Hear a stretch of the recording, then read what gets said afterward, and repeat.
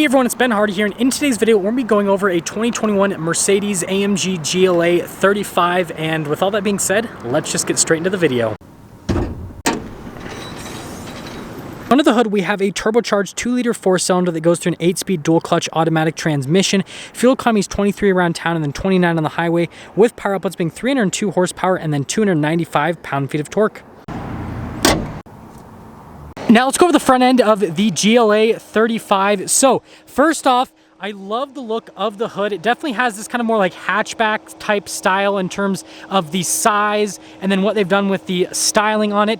And then notice we've got two Mercedes logos. We have the one right there, and then we have another one down below. It's a lot larger, also doubles as a sensor. And then notice we've got these full LED lights here at the front. Got our little AMG badge right there, and then I love all of the darker accent they have here and then along the front. And then notice we do get a front splitter, and we got little canards. Yes, this is a sporty SUV with canards on the front end. Definitely interesting, definitely a cool look. But yeah, overall, I think they nailed it stylistically. It's a really good looking vehicle from the front end perspective. Now coming on the side here, we've got two 55mm tires wrapped on 21-inch wheels in the front and over in the rear as well. And then this is kind of gives you a better viewpoint there with the canards on the front. And then as for the wheels themselves, I think they look really nice. I love how they have the lighter colored ring on the outside. Notice we have our turbo 4Matic badge right there. And then they did do plastic molding for the fender flares and then all along the back. I think it creates nice contrast here with the GLA 35 because you kind of have the darker elements there on the bottom alongside the wheels, and then notice that you have the mirror that's blacked out, and then also kind of like the whole roof is darker alongside the spoiler, so you have this contrast between the black and the white that looks really good.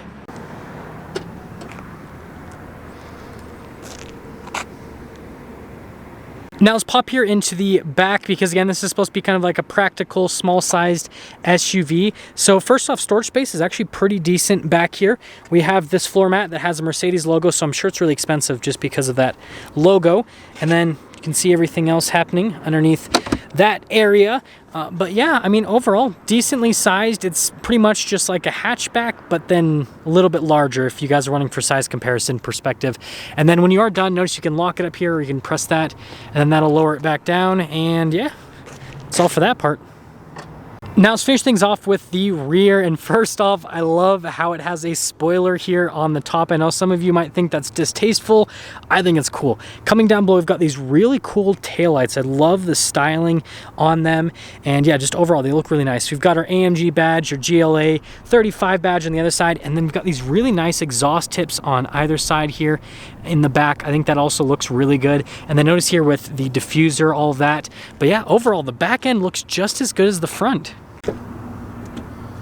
Here's the door panel at the front. So first off, we've got the soft touch leather here at the top portion, and then just down below, more stitching, and then I like the material there in the door handle and then the grab handle as well. And then you just have your regular window control. And then here are the seats in the back. So again, leather, you've got the stitching there all throughout down the center portion. And let's actually pop in. You guys can see legroom.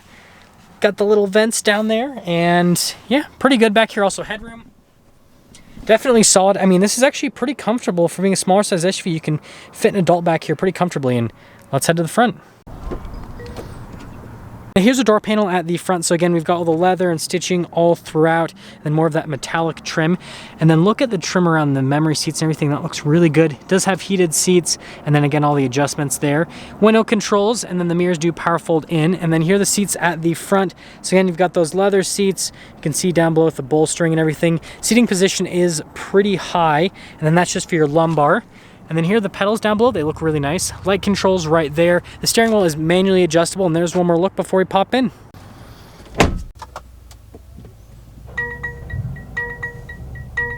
Here's the steering wheel in the GLA 35. It's a really nice steering wheel actually. So you've got really nice leather all around the steering wheel, well, Napa leather. And you've got perfect leather here on either side, so you get a little bit of a better grip.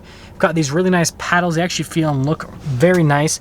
And then we've got some controls here for like your voice command, phone controls. And this is actually for the center infotainment system to control that. You guys can kind of hear it clicking. And then this is for the center screen to control all of that. And then we've got our cruise control alongside that.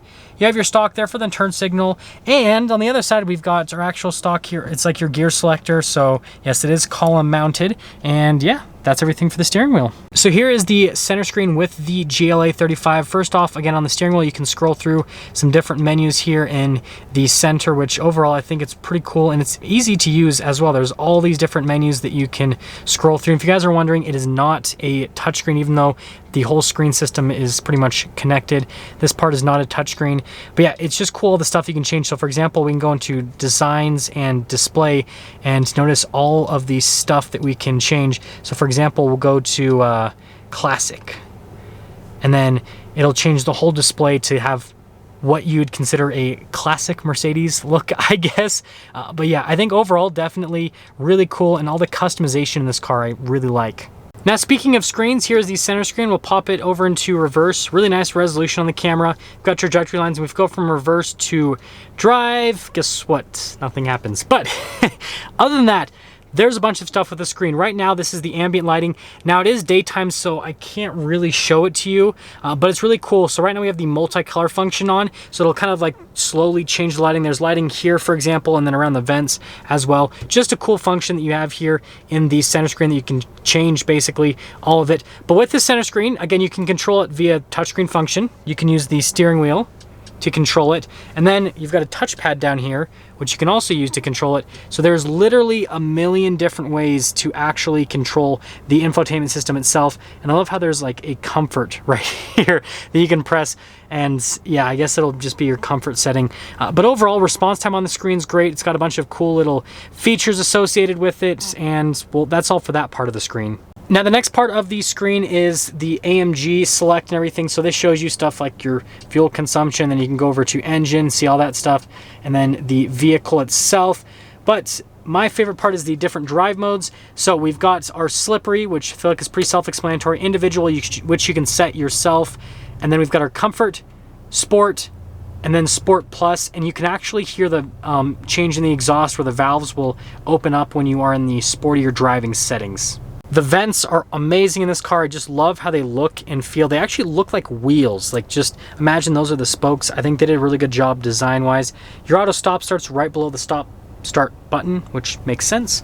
We've got our climate controls right here, dual zone climate, all that fun stuff. And then we've got some more storage down here, little charging area. This is interesting. Like, yeah, I don't know. I mean, feels over-engineered, but I mean, it's pretty cool. Volume control right here. This is the keypad to control the infotainment system. Drive mode, select, and then you guys are wondering, there's this car button. Press that, and then it'll pull up this screen here with the infotainment system. And then you got other shortcut buttons. A wrist rest, try to say that a million times. Manual function, stability control on the other side, and that is for the suspension to go into the sportier suspension modes.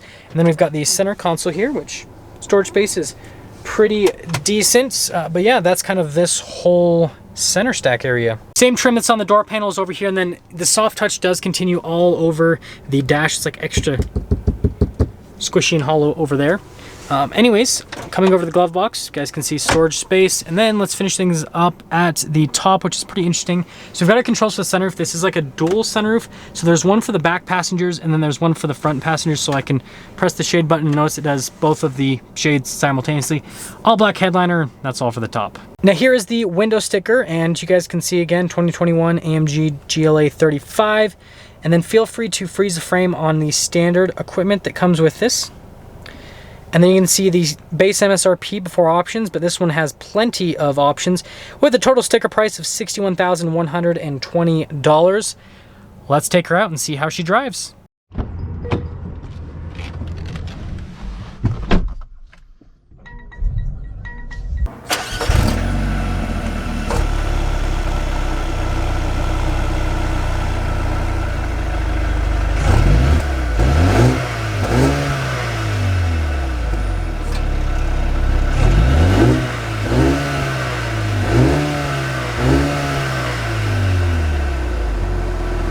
Let's talk about visibility before we set off here in the GLA 35. So first off, visibility of the hood. It's actually really easy to see over. And then here's through both the mirrors. They do have blind spot monitoring. And then here's throughout the rest of the rear, and let's set off. We are in the Sport Plus mode now. I don't care if that audio is pumped in or not. That sounds really good. And I did the horsepower and torque gauge so you guys can see everything that's happening there. I actually want to pop into the manual mode to see what this transmission is like, wow.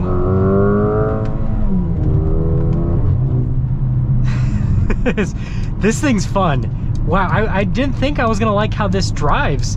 Take it back out of the manual mode, put it back into automatic. This gauge cluster is not great because I didn't see anything that shows me the RPMs for the manual mode. Wow.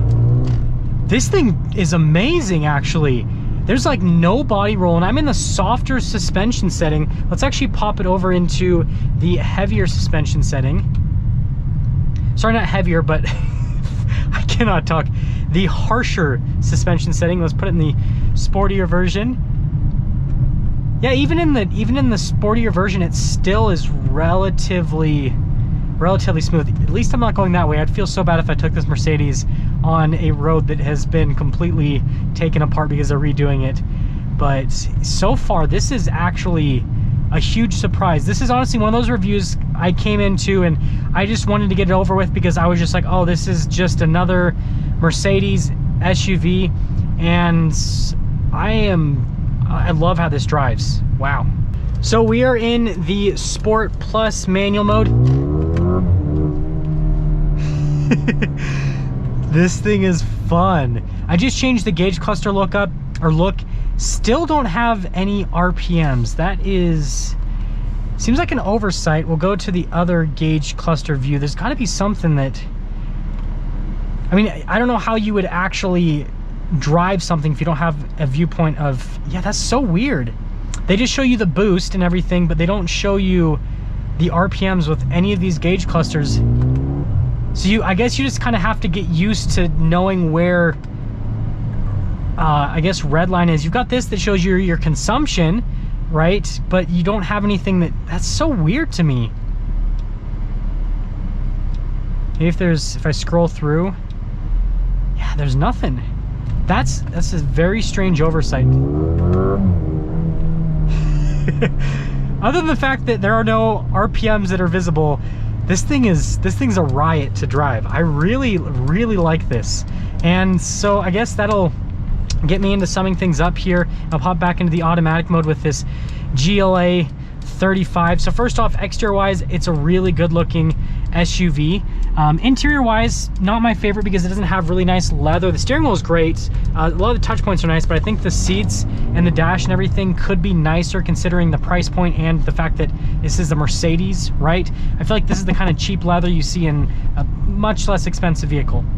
Aside from that, driving, that is where this thing shines. It handles amazing. It almost doesn't feel like an SUV. Like, you've got the SUV ground clearance, but the handling characteristics that this has are fantastic. Like, it corners on a dime, and the acceleration's actually really good. It feels more than 300 horsepower. Like, this definitely feels like it's got more than the power figures that it's stating that it has. I wonder if Mercedes underrated it, because I mean, yeah, it's super responsive, and I don't know, it's just like, look at this. It's just quick. It's very quick. But aside from that, like, I guess that's the shining point of this, is it's just a really good handling, fun SUV. Like, look at this. You can just huck it into corners. and it just does it. So I guess if you want a really fun to drive SUV, this GLA is definitely there. Mercedes absolutely nailed it from the driving perspective. They just need to bring up the interior a little bit. That's all I gotta say. And yeah, that's the GLA 35. I'm having way too much fun with this thing. Okay, I'm gonna bring this back before I go too crazy. Now let's get some things up for this video on this 2021 Mercedes AMG GLA 35, and I'll see all of you in the next video.